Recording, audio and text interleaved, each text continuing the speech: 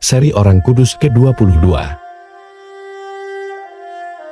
Santa Agatha, perawan dan martir gereja.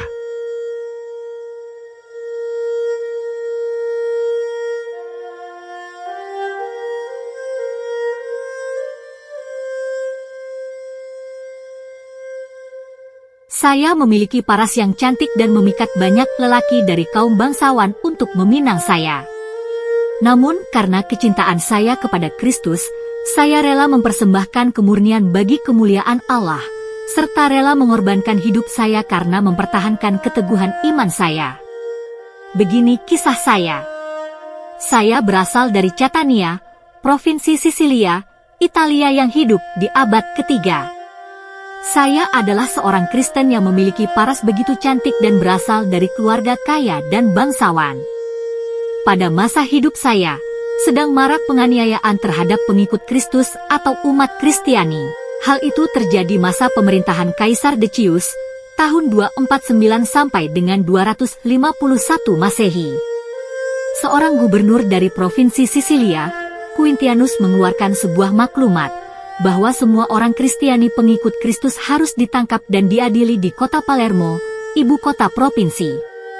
Sang gubernur yang mendengar tentang kabar kecantikan dan kelemah lembutan saya pun mencoba merayu dan membujuk saya untuk meninggalkan iman saya dan juga merayu saya untuk mau diperistri olehnya. Saya ketika itu telah berjanji setia tidak akan menikah dengan pria manapun. Sebab, mempersembahkan kemurnian dan kesucian saya untuk kemuliaan Tuhan. Oleh karena itu, saya pun menolak rayuan asmara dari gubernur Romawi, Quintianus, untuk menikahinya. Quintianus tidak hanya satu kali saja merayu saya, tetapi berkali-kali, baik dengan kata-kata ataupun hadiah yang mahal dan mewah.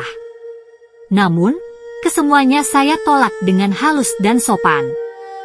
Penolakan-penolakan saya ini membuat Quintianus marah besar dan mencari cara untuk membuat saya takluk kepadanya. Quintianus menangkap saya dengan alasan saya penganut Kristen. Saya bersama beberapa teman sempat melarikan diri dari Sisilia dan berlindung di Malta, sebuah daerah di Pulau Malta. Di Malta, saya hanya sebentar, saya menghabiskan sepanjang hari di ruang bawah tanah yang dipahat batu di Rabat, berdoa dan mengajar iman Kristen kepada anak-anak. Setelah beberapa waktu, saya pun kembali ke Sisilia. Mulai dari sinilah kisah penangkapan terjadi sampai pada kemartiran saya. Saya ditangkap dan dimasukkan ke rumah seorang pelacur yang diharapkan bahwa saya akan terjerumus ke dalam lembah hitam yang akan merubah prinsip hidup saya. Namun, karena kuasa Tuhan tak seorang pun berani menjamah saya. Setelah kurang lebih sebulan berlalu, sang gubernur masih mencoba membujuk saya. Dengan berkata, "Engkau seorang wanita terhormat," katanya dengan lembut. "Mengapa engkau merendahkan dirimu sendiri dengan menjadi seorang Kristen?"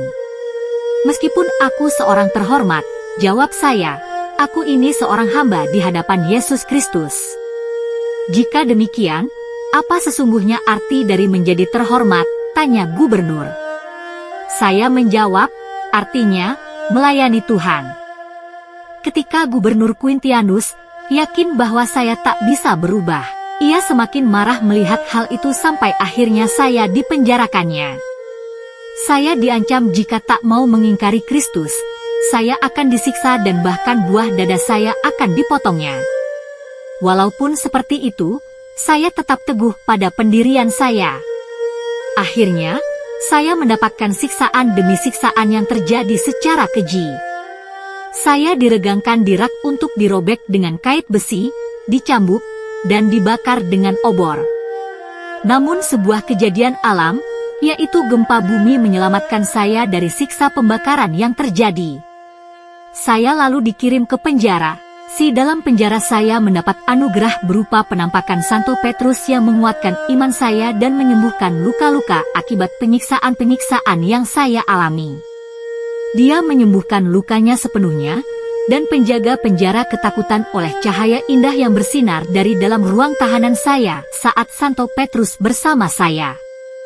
Kesaksian dari penjaga dan kesembuhan yang saya alami membuat Quintianus menjadi amat marah. memerintahkan anak buahnya untuk menyiksa saya dan kali ini lebih berat lagi, yaitu memotong payudara saya. Setelah penyiksaan ini, saya memanjatkan doa menjelang detik-detik kematian saya. Tuhan, Engkau telah melindungiku dari masa mudaku. Engkau jualah yang telah menjauhkan aku dari cinta duniawi. Kini Engkau mengizinkan aku menang melawan siksaan tubuh. Kini ku serahkan jiwaku ke dalam tangan-Mu. Saya meninggal di penjara tersebut pada tahun 251. Saya dimakamkan di Basilika bawah tanah. Selama abad keempat atau kelima basilika ini diperbesar dan dihias, dan dikenal sebagai biara Santa Agatha di Catania. Pada abad ke-11, tubuh saya ditemukan tidak dapat rusak. Bagian tubuh saya masih ada sampai sekarang. Saya adalah salah satu dari 7 wanita, termasuk perawan Maria yang terberkati, yang diperingati dalam kanon misa. Santa Agatha, doakanlah kami.